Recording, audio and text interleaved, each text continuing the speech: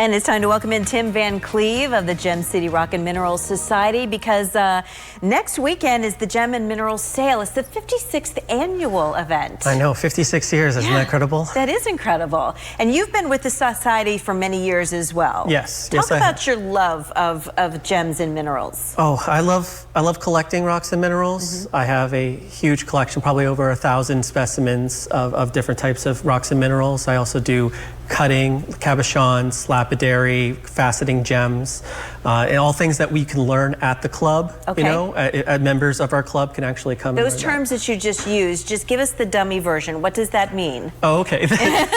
Basically, just shaping and carving rocks for jewelry. Okay. Okay. You know, making gemstones for rings and necklaces and rings. You know, the little oval-shaped, you know, pieces and things like that. So when folks come to the Gem and Minerals Sale, are they looking for pieces that they can do that with to make jewelry out of, or? Well, that's actually a very interesting question. We actually have, you know, specimens like this, which are rough or mostly just like collecting, you know, displaying things like that. But we also have lots of jewelry pieces. We have a natural bead vendor who sells like hundreds of different types of beads. We get a lot of people who come in for that.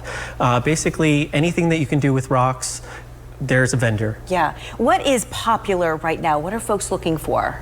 Oh my goodness. They love, for example, this right here is a single crystal of amethyst with a hematite cap. Absolutely beautiful. Amethyst is very popular. A lot of people look for jewelry purposes, minerals like ocean jasper or bumblebee, things like that. And many people feel that some of them have healing properties, or perhaps, you know, power kind of properties that happen your everyday. Absolutely. There's a whole eclectic persona behind all different kinds of rocks and minerals. A lot of people like the vibrations from quartz and things like that. So, you know, there's a wide variety, and vendors kind of cater to different kinds of materials that people are looking for. What do you like to work with best?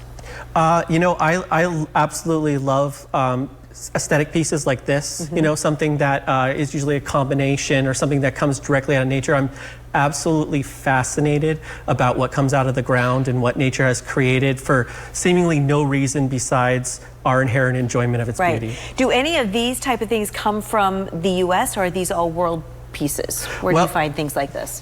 We got Mexico, Morocco, Madagascar, and Canada right here. But celestite, this blue one right here, this beautiful gem, can actually be found in Pennsylvania, in Northeast Pennsylvania. Yes. In caves and under where would you dig something up like that? Yep, a lot of underground systems like caves. A lot of it was found during coal mining, you know, which was very popular in Pennsylvania.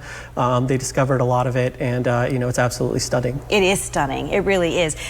This is happening at the Zem Shrine Center next Saturday and Sunday. What times and what do folks need to know before they pack up and come on over? Saturday it's going to be from 10 to 6, and Sunday from 10 to 5.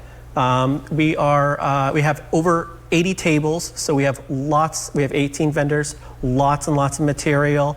So, you know, it's going to be a pretty packed house. We've gotten more and more attendance every single year since we moved there. That's terrific. And you only do the show once a year? That's correct. Yep. Usually the third weekend in July. Do a little early Christmas shopping, That's absolutely correct. Yep. There's something for everyone, really there is. You know, we have a Kids Discovery Center where kids can actually chip away at these little sandstone blocks and find rocks and minerals inside, and they get to keep it. You know, we have learning areas. We have, you know, like I said, different materials for different people with, you know, different kind of crafts and interests and hobbies. That's terrific. Is there any cost to get in? Yes, it is $4.